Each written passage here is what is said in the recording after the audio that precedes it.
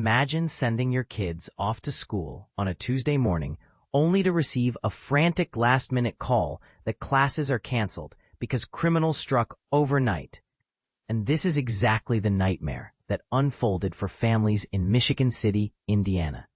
Barely 1 week into the new academic year, students across Michigan City found themselves stuck at home on what should have been a regular Tuesday, all because brazen thieves targeted the school district's transportation lifeline. In a shocking overnight crime spree, vandals systematically stripped catalytic converters from an astounding 20 to 25 school buses parked at the district's central bus garage. But here's where it gets really frustrating. This wasn't just a random act of petty theft. The criminals knew exactly what they were doing, and they knew exactly who would suffer the consequences. How can someone, or I don't know if it's, someone or a group, how can they do that when they know it's going to affect our kids in our community? Expressed Megan Mazurkowicz, a mother juggling the education of 4 children in the Michigan City school system. Her question echoes what every parent in the district was thinking that morning. The discovery of this devastating theft began around 5 a.m. when a veteran bus driver, someone who has dedicated nearly 3 decades of service to the district since 1995, noticed something wasn't right. After starting up her assigned school bus for the morning route, she immediately heard unusual sounds that no experienced driver wants to hear. When district engineers arrived to investigate, the harsh reality became clear. The catalytic converter had been completely removed. What started as one damaged vehicle quickly escalated into a district-wide crisis. Officials soon realized that between 15 and 20 additional buses had been similarly vandalized, representing roughly 1/3 of the entire school transportation fleet.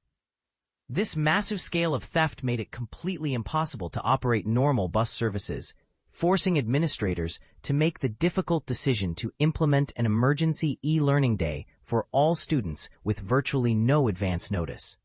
Literally this morning, right before our kids were walking to the bus, I got the news, Mazurkowicz recalled, highlighting just how last-minute this disruption was for families. It's very hard, and this is the part most people miss, the ripple effect on working families. Mazurkowicz's struggle illustrates a harsh reality that many parents face when schools suddenly shift to remote learning. Managing 4 children of different ages, all trying to complete their education simultaneously from home, creates an overwhelming logistical nightmare. I don't like it at all, she continued, painting a vivid picture of the chaos. I have my high schooler and middle schooler trying to do homework, and he hasn't got his computer from his school yet, so he's trying out on his iPad. It's very, very hard to do it on the iPad. This scenario perfectly captures how infrastructure crimes against schools don't just damage property, they directly sabotage children's education and force families into impossible situations. The district attempted to minimize further disruption by implementing a staggered return schedule. Early learning centers, pre-K programs, and elementary schools were cleared to resume normal in-person instruction on Wednesday. However, middle and high school students faced an additional day of e-learning, extending their educational disruption even longer. But here's where it gets controversial. Should school districts be doing more to protect their assets, especially when catalytic converter theft has become such a widespread problem across the country? Some might argue that this was a predictable crime that could have been prevented with better security measures. Others might say that expecting schools to fortify bus garages like military installations is unreasonable and diverts resources from education. Michigan City Police have launched a comprehensive investigation into these thefts, recognizing that this isn't just simple vandalism, it's an attack on the entire community's ability to function.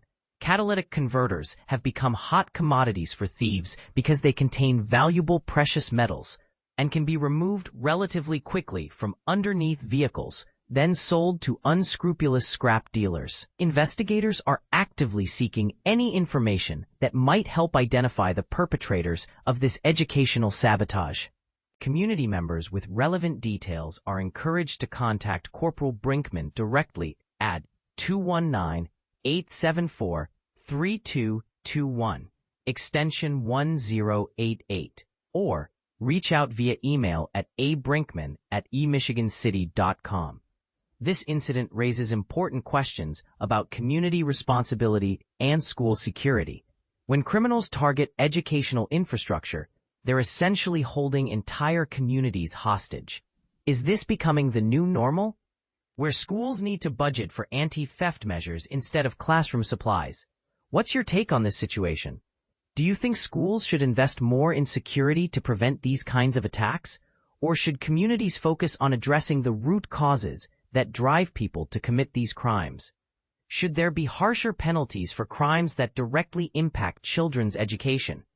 Share your thoughts, because this problem isn't going away, and communities everywhere need to decide how they're going to respond.